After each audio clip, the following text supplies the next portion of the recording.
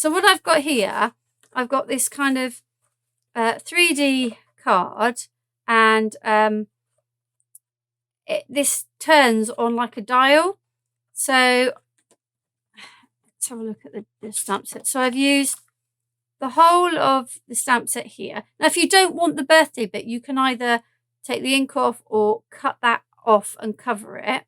I've used To My, yeah, and Nan, which all come from the stamp set, and then the Nan is that lovely alphabet set again. So let me show you how to create this one. Okay. So now I do have one apology to make, and this is one of the reasons I was a bit discombobulated just before we started. I realised I didn't have my teal card with me. I prepped some bits, so I have got this is a different teal. This is the foundations teal. So there might be bits that look slightly different colours, but the whole idea is the same. So just bear with me while I get my measurements, because I want to make sure that you understand how to create this card. So I have a piece of card which is 5 inches width by the length of A4, and I have another piece. This is 3 inches wide by 7 inches wide. So we need to score these to create our base card, and we're going to score them at a 1/4 of an inch. Definitely a quarter. Yes, a quarter. 1 1/4. 4 1/4.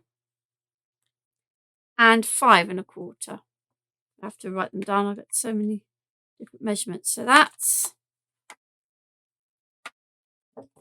that top bit. And this piece, you need to score at 1/2 and 1 1/2. And again, I will blog all of these cards with measurements and where I remember to when I was doing my prep, step-by-step photos. So we're going to fold this.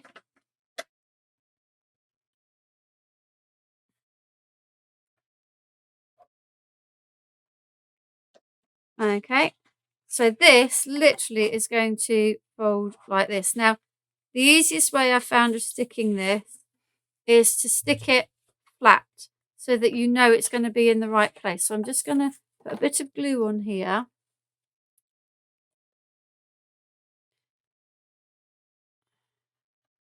Because this card will fold flat to go in an envelope. Even though it's 3D, it will fold flat to go in. So I've done that there, so I know that is in exactly, she says, trying to wiggle it while it's wet glue doesn't help. So let's just leave that to dry. This piece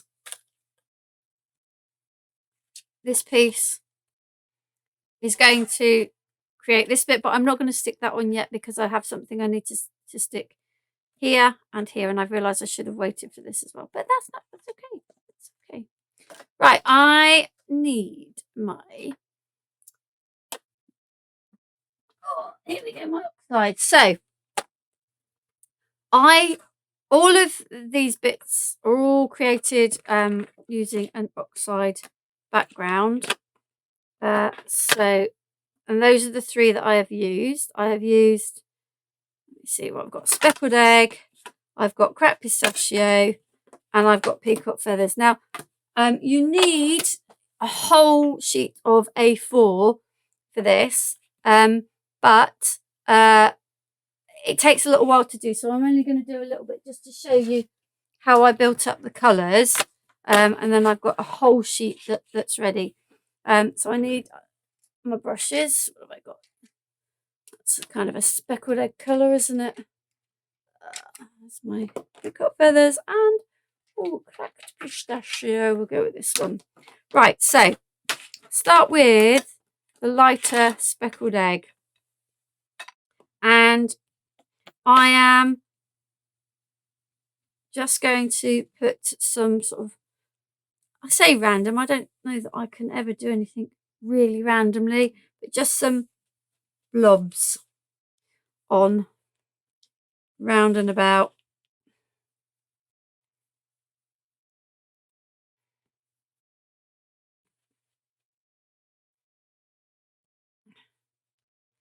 like so.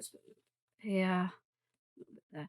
Right, I'm going to keep that one out because I'm going to want to come back to that to sort of blend in. So then I'm going to go for my cracked pistachio, and I'm just going to kind of go in between these bits, not filling it all in, but sort of in between them, and then just going to go back over a little bit with the speckled egg, starting to bring the colours together. Some more here. You see, it takes a little while to build up the colour and sort of to add in, because I like to go back. I prefer to choose colours that kind of are similar, so that you don't blend to a kind of mucky brown, and it allows you to then go back like I'm doing now and just merge them, and they just become a different tone of the whole thing that you're trying to do. So I'm now going to introduce a bit of peacock feathers, and that sort of really ties it in. And I'm going to put a piece here. I'm not putting too many finger marks all over it. The stress oxides have quite a nice long open time, which means they are movable for quite a while, so I can go back. They don't kind of soak straight into the paper and then you can't move them again. So you can see what I'm sort of aiming for. I'm aiming for where everything is kind of merged together. It doesn't look like separate colours, just like one sort of like, I don't know what I mean. I know what I mean, but I can't explain it. Kind of more sort of I don't know. I need to just ink and shush, really, don't I? Anyway, so that's kind of where I'm going with it, and I will show you the whole finished piece here. Move away my ink mat. So you can see that's where I end up with a whole sheet of that. And then what I did was I took some of the stamps. Now Hazel, I really like the fact that Hazel hasn't just got her focal stamp and her thing. She's given us some other little bits. So I'm going to take, if I know what I've done with the stamp set. There it is.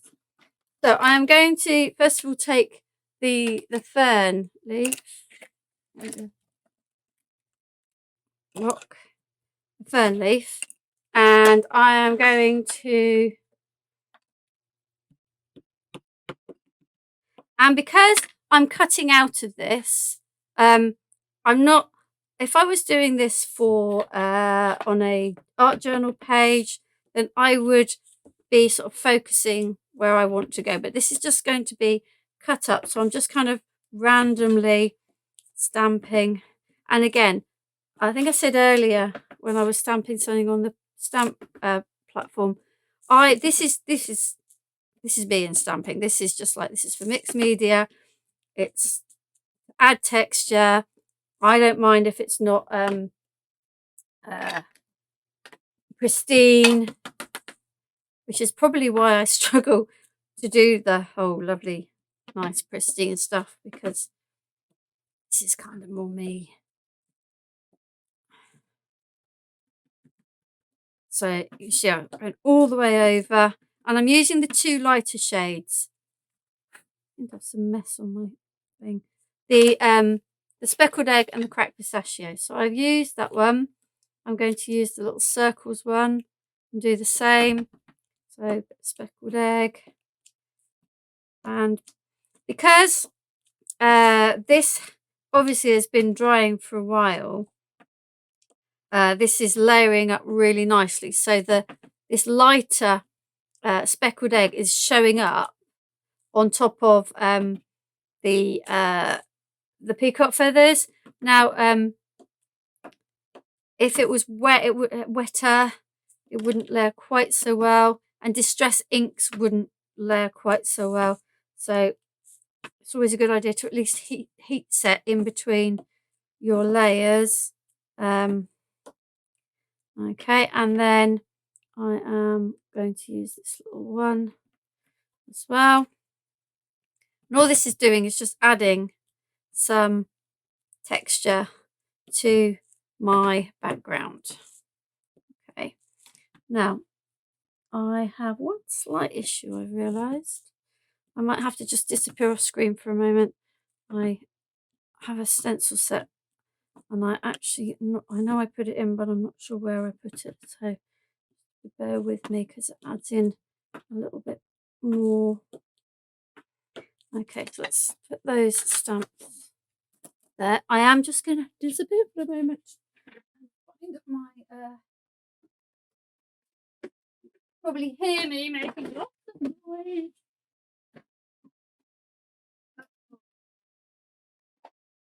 Maybe I didn't put it in. Oh, is it in there? Yes.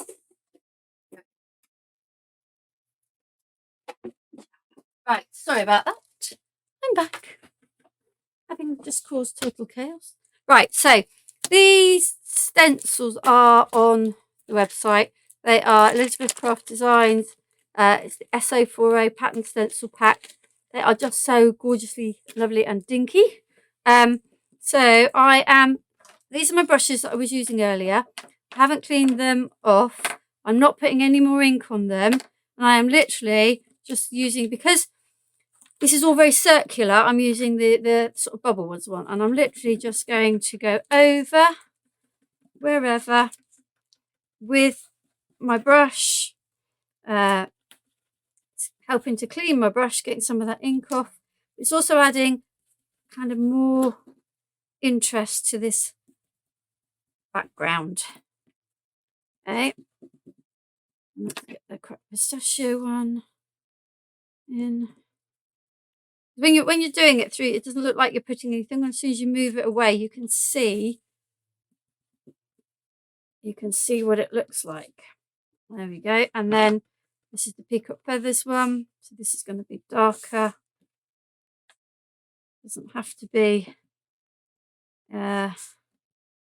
You see, this is totally random. There is no, like, I'm not thinking too much about it.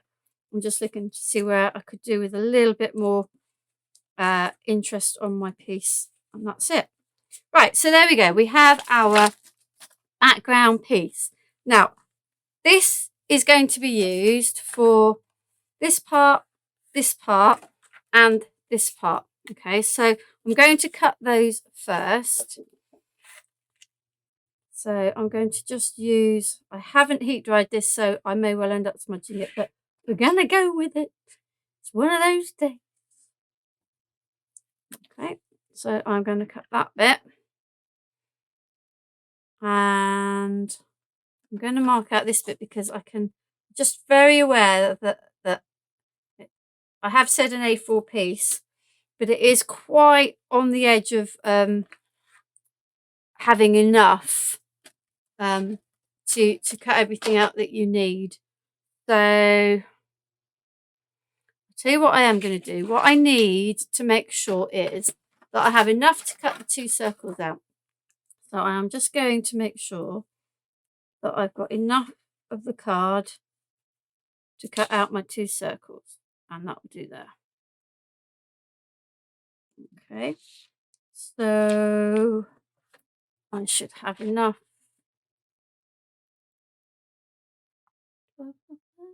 Right, well, I know I can do this. I've done it before. So I'm going to cut this bit off for my 2 circles. There. Right, and I'm going to look at it in a different way, I think. We are going to cut that whole bit down there. Oh, looking for my thing, and it's there. I'm going to cut that whole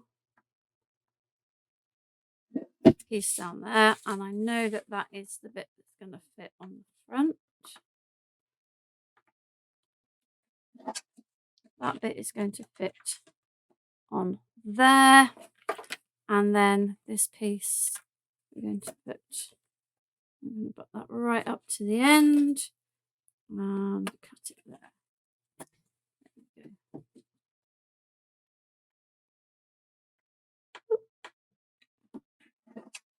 Okay, so that piece is going to go on there, and then it isn't wide enough. I'm not going to worry. I'm going to do, what I'm going to do is I'm going to do it this way, because the circle will cover this bit in the middle, so it doesn't matter if I don't have the whole strip covered. It won't show. That's no problem. And we'll cut. Right, let's stick these ones on, and then we know we're done there. The glue.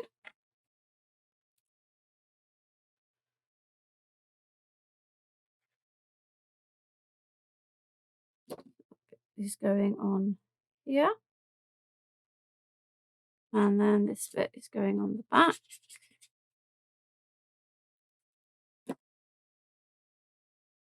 There, and then sticking this at the top here,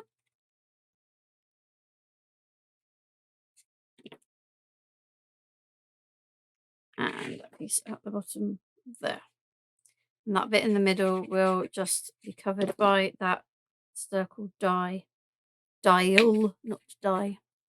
Okay, so this bit now needs to be stuck here, so we need some glue there, and I'm going to stick that bit on first,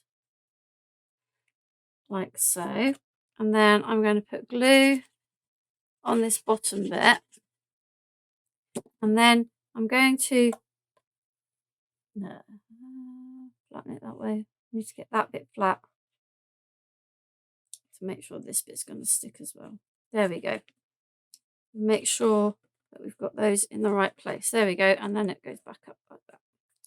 Okay, so if you're making something that's folding, I find it's always better to stick it when it's folded, otherwise you can have a little bit of an issue. Right, now what we need to do is I need to cut 2 circles out of this piece. So we're going to do that. Cutting plate. I need a bit of tape. There. And a bit of tape. There. Let's run that one through and cut that. So one of those is going to be for this front piece, and one is going to be for the back piece.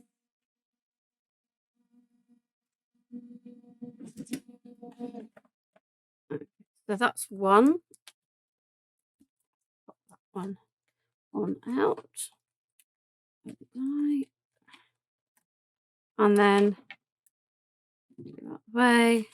And then we're going to cut that one. Let's grab the same bits of tape. There. And there. And cut this one. Right. Now.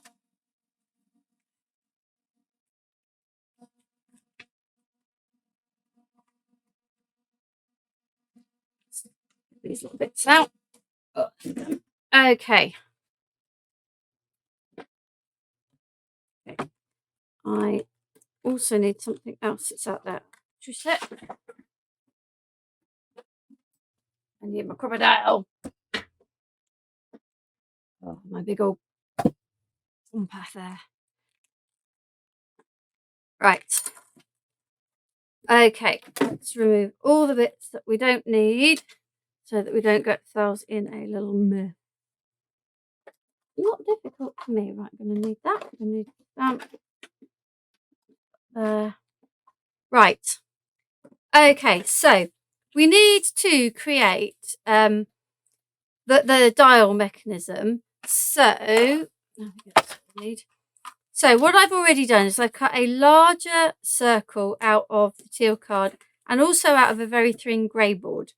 I have used this little rectangle die, and the rectangle die, if you need to know, is 1 inch by 1 1/4 inch, and I've cut out a little window. Okay, so I need to cut a window in one of these because it's going to sit over the top. The other one is going to go on here. So let's stick this one on first, and I'll show you how I work out the centre of where to punch the hole. Okay, so I need to do it on both of these. So, did I just chuck everything? I thought I got everything out and I didn't. Right, so I have, or I did have,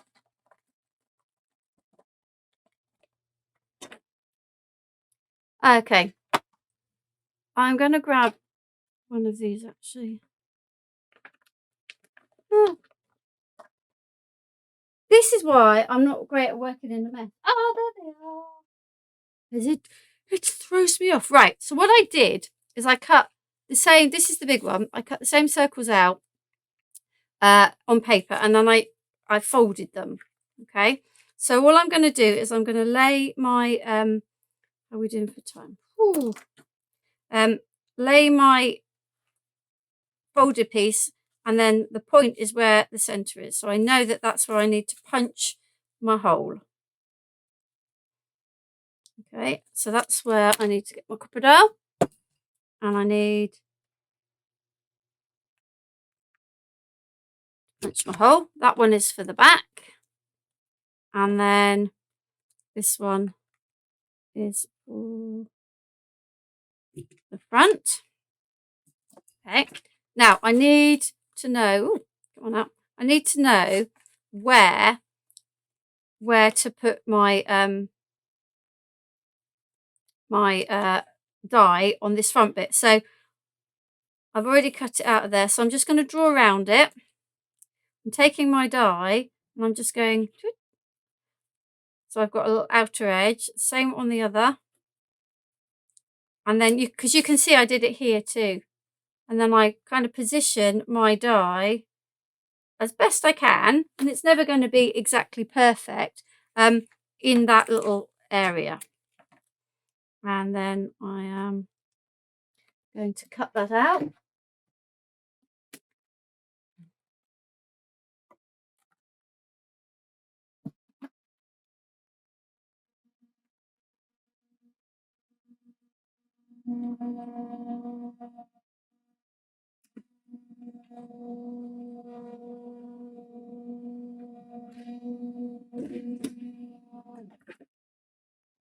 Okay, so I now have this piece which I can now stick over the top of that. So let's do that.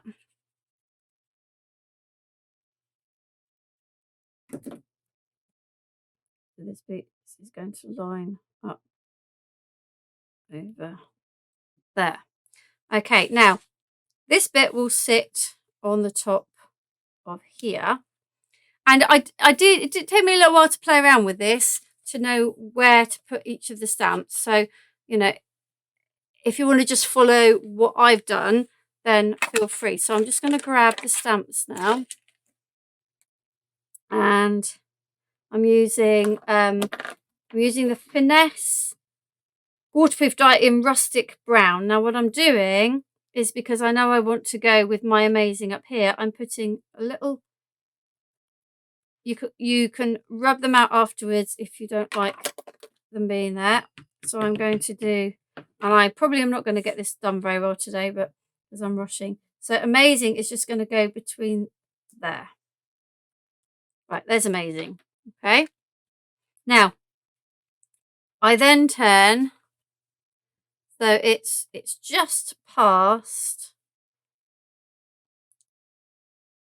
my past sort of a quarter turn when I'm going that way, aren't I? So I want there and there.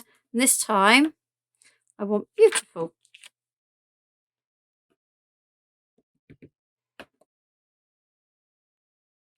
I'm going in there. And then the next one is sort of almost at sort of the bottom. And that's our loving one. And that's going from sort of there to there. So let's grab our loving stamp. What do I do with the... There it is. Okay. Loving. Ooh, put some ink on the G. So loving is going to go there. And then gorgeous. Oh, I might have just misjudged that slightly. We might just get there. I wonder if I could get gorgeous in there actually. Let's redo that. Let's put gorgeous in there. We'll go that way with gorgeous.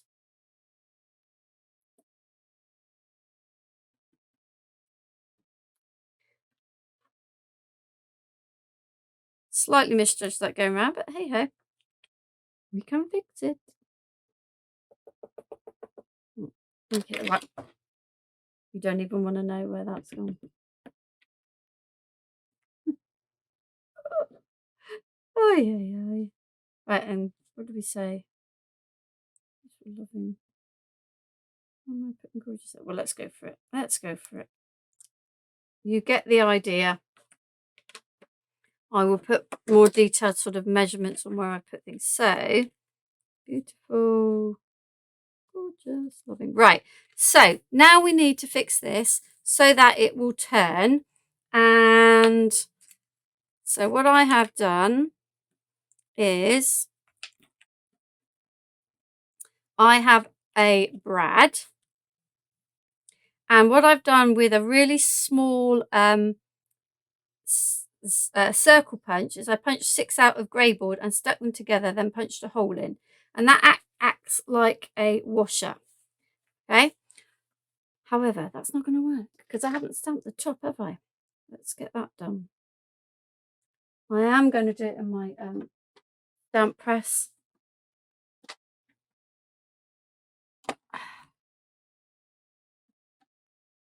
So I'm going to, it doesn't matter. In fact, I am going to put a bit of paper, not that paper, to underneath, just so that the bit that doesn't stamp in the hole. I should have stamped this prior to sticking it, prior to cutting it. I think really I should have done it, but we're just gonna keep going because we're almost there. This. So this is the Finesse rustic brown again, the waterproof.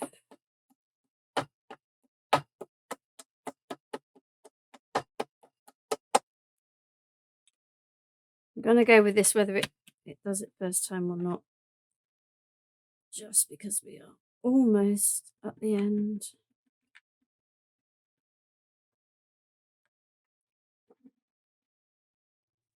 Woo, nearly missed my chair on the way back there. There we go. Right.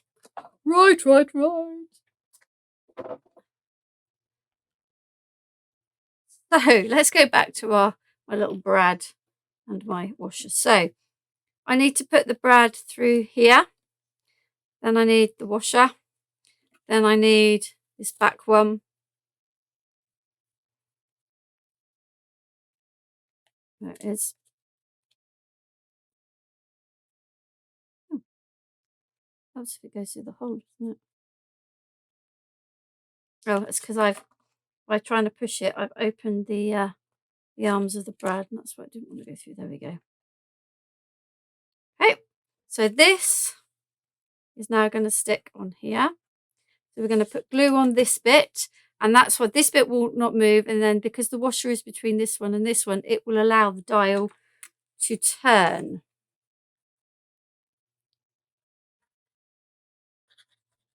Helps if you put the lid on the glue, doesn't it? Glue, glue, glue. Where's the other one? There it is. No lid on that one either. Oh, but that one's going to play. That one's going to play.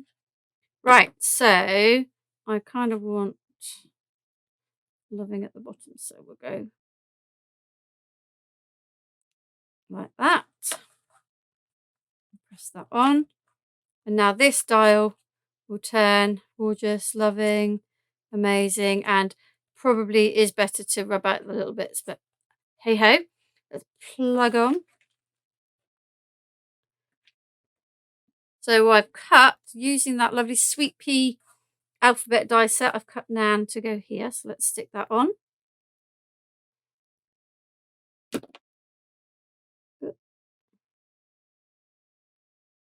Oh, less haste, more speed. N.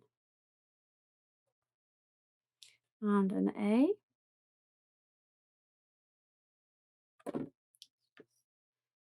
Oh.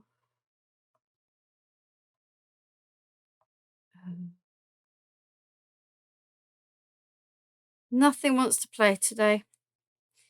Let's keep moving on. I think it's because I've got so much gunk on my fingers now that everything is just sticking to my fingers. Let's just lie that on and give it a second, and I'll push it down in a moment. Right, so that's our Nan on. And then I have my two little bits here, just to do my very last little bit of stamping. Got my ink pad. I don't have my little block. Matter, we'll go with this one. It's no problem. Actually, a bit smaller. Right, so we're going to use 2My, and that's going on the arrow that way. And then we want Nan. So Nan is that little tiny one. And that's going to go on this one. There we go. And then we're going to stick these on.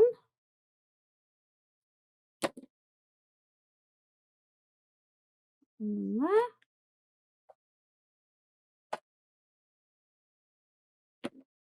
That one on there. And then that's going to go there. And sliding about. This one is going to go up there. Phew!